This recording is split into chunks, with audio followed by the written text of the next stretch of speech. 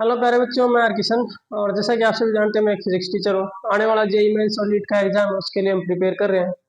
तो हमने एक जेईई मेंस 2024 का न्यूमेरिकल लिया है। स्टेटमेंट है, a uniform thin metal plate of mass 10 kilogram with dimensions is shown. एक आपकी थिन मेटल प्लेट है जिसके ये डायमेंशंस हैं, ये ओरिजिन, ये आपके पॉइंट कोऑर्डिनेट्स हैं। The ratio of x and y coordinates of center of mass of plate is 9 n by 9। तो इसके जो सेंटर ऑफ मास के x और y कोऑर्डिनेट है उनका रेशियो में गिवन है n by 9। The value of n is, तो ये जो n है आपका, ये क्वेश्चन मार्क है, ये हमने फाइंड आउट करके फिल करना है। तो देखो हमें जो गिवन है, तो इसका मास गिवन है 10 किलोग्राम। अब इसमें जो सेंटर ऑफ मास का तो हमें पता ही है, जैसा कि इसमें डिस्कशन है, जो की कॉन्सेप्ट रहेगा आपके पास वो तो रहेगा सेंटर ऑफ मास का ही। अब सेंटर ऑफ मास का जो हमारा फॉर्मूला होता है, उसके लिए हमें पता है कि भी आर सेंटर ऑफ मास जो हम पोजीशन वेक्टर निकालते हैं, वो फॉर्मूला हमारा आता है m1 r1 plus m2 r2 divided by m1 plus m2 for a two particle system. दो पार्टिकल सिस्टम का जो हम सेंटर ऑफ मास निकालते हैं, तो जनरल फॉर्मूला ही आता है। इसका जनरलाइजेशन कर देते हैं n पार्टिकल के, तो m3 वो इस तरह से ऐड होते जाते हैं। अब जैसे इस पर्टिकुलर क्वेश्चन में अगर हम बात करें, तो जो हमारी इसकी डेंसिटी होगी, मास डेंसिटी, वो होगी मास पर यूनिट एरिया। तो मास का फॉर्मूला आ जाएगा सिग्मा इंटू ए। अब क्योंकि इसमें हम इसको कंप्लीट होल बॉडी मान के चलते हैं और जिसमें से ये हिस्सा कट किया गया है, तो इस पर्टिकुलर प्रॉब्लम के लिए we use concept of subtractive body। तो सब्ट्रैक्टिव बॉडी का कॉन्सेप्ट हम यूज करते हैं। तो इस फॉर्मूले में क्या चेंज आता है, आपका जो पोजीशन वेक्टर आता है सेंटर ऑफ मास का, वो आपके पास इस तरह से आता है m1 r1 m1 complete body का मास माइनस m2 r2 m2 जो मास है वो इस कट पार्ट का है जो काट के बाहर निकाला गया है, divided by m1 minus m2। इस फॉर्मूले में माइनस का साइन आ जाता है यहाँ पर। अब इस m1 की वैल्यू अगर हम बात करें, तो position vector of centre of mass जो हमारे पास आता है,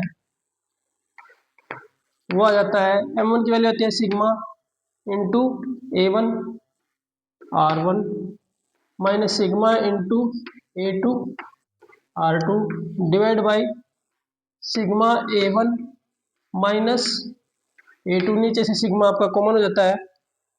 in the same way sigma आपका ऊपर से भी कॉमन होके कैंसिल हो जाता है।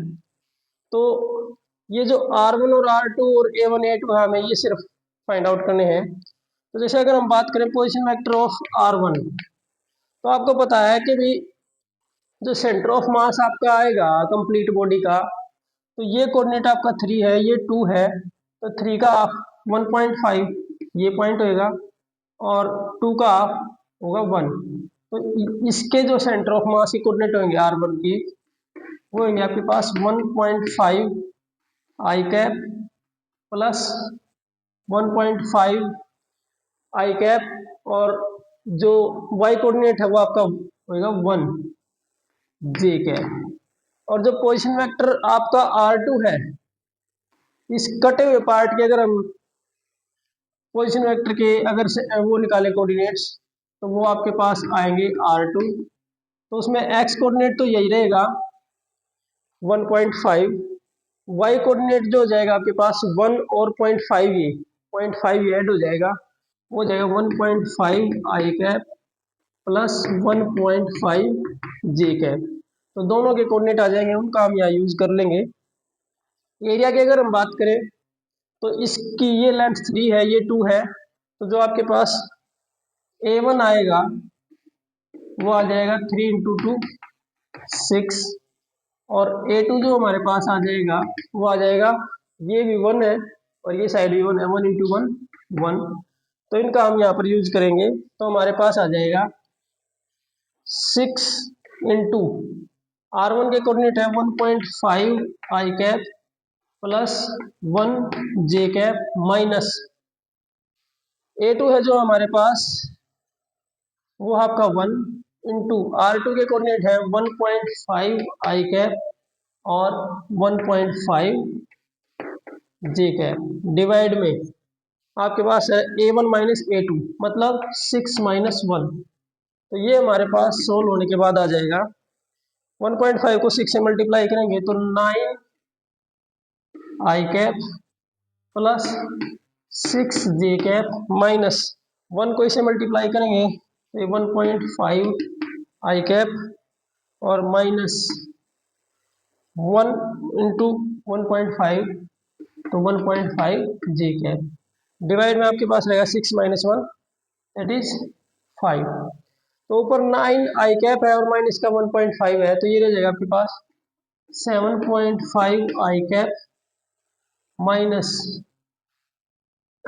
6 में से ये माइनस होएगा तो हमारे पास रह जाएगा 4.5 जे कैप डिवाइड बाई 5। तो ये हमारा जो पोजीशन वेक्टर आ गया सेंटर ऑफ मास का, उसमें अगर आप एक्स कंपोनेंट की बात करें तो वो है 7.5 बाई में 5 आई कैप और वाई कंपोनेंट है 4.5 बाई में 5 जे कैप।